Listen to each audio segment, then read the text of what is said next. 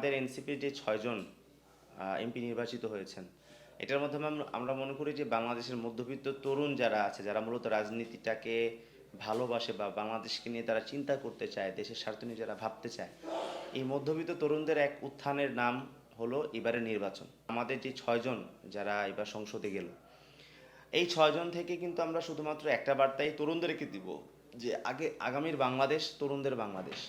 আপনারা যদি রাজনৈতিকভাবে সচেতন হন, তাহলে আপনাদেরকে আর গোলামের জীবন অতিবাহিত করতে হবে না। আপনাদেরকে কিন্তু গোলাম বানিয়ে রাখা হয়েছে, তরুণদের সবসময় গোলাম বানিয়ে রাখা হয়।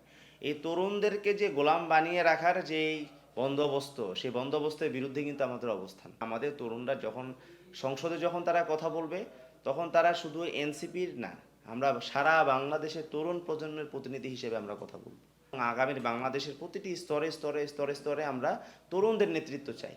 কারণ তরুণরা যখন নেতৃত্বে আসবে, তখন তারা পুরাতন একটা কাঠামোকে ভাঙতে পারবে। যাদের অনেক বয়স হয়ে গেছে, যারা আগে থেকে যারা রাজনীতিটা করে আসতেছে, তারা আসলে গদবাঁধা রাজনীতির বাইরে গিয়ে, গদবাঁধা পদ্ধতির বাইরে গিয়ে যে তারা চিন্তা করবে, এই সাহস বা এই যে প্রচেষ্টা আসলে তাদের মধ্যে কাজ করে না। তরুণরাই যদি স্তরে স্তরে যদি নেতৃত্বে আসে, তাহলে বাংলাদেশের মধ্যে একটা পরিবর্তন সম্ভব। এবং আমরা যেহেতু আজকে 6 জন গিয়েছি সংসদে, এই সংখ্যাটা আগামীবার শুধু 6 হবে না, আগামীবার হবে 200-র অধিক ইনশাল্লাহ। এবং আমরা সুপার মেজরিটি নিয়ে আগামীতে সংসদে যাব।